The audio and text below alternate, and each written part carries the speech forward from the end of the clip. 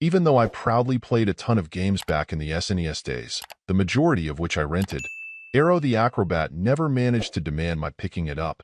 Having recently played and reviewed it, I'll admit I wasn't upset that I dodged that bullet so many years ago, as its controls and very odd overall format for play were a bit of a mess.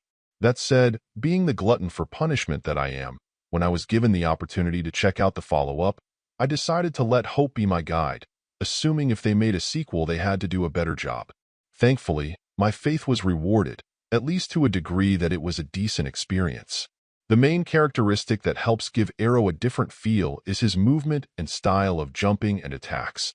Rather than using more traditional kicks or punches as mid-air strikes, Aero instead has a rising or falling screw attack. The good news is that it can be pretty effective for both taking out enemies and reaching things up high if you can time it right.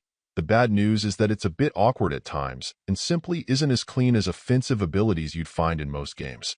You do also have a limited star throw, but you'll probably want to conserve them for when you may be in a jam and need them, rather than wasting them and getting yourself into trouble.